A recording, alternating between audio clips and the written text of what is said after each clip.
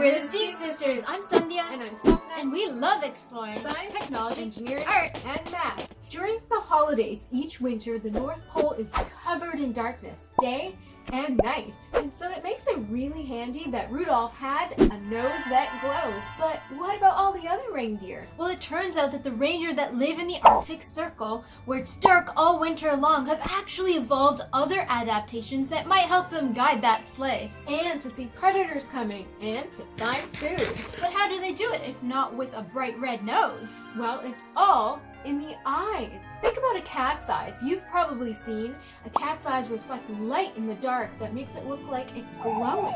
Well, reindeer are pretty similar, except that in the summer they reflect light that make them look gold, and in the winter it changes to reflect light that looks blue. And this is the first ever discovery of the color that we can see reflected from the mammal's eyes changing. But how does it happen? There's a part of the deer's eye called the tapetum lucidum, which reflects light back as part of the process of how the eye works to see.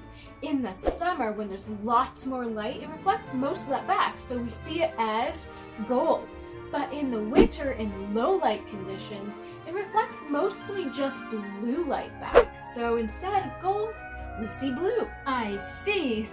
But it stays that way all winter because the pressure in the reindeer's eyes has increased. And no, this is not the pressure to deliver all of those toys in one day. This pressure is the amount of force that there is in a given area.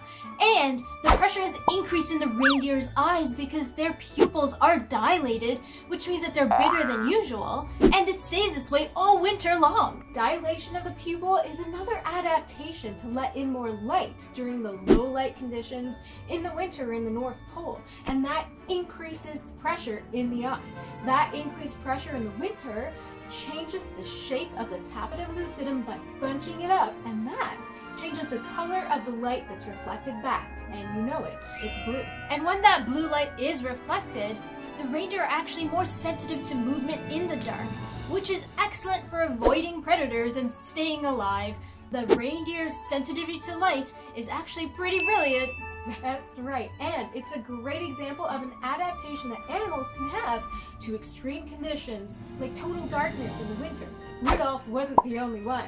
Hope you enjoyed this video. Make sure you check out the Shaftesbury Kids YouTube channel for tons of videos and full episodes of TV shows, all streaming for free.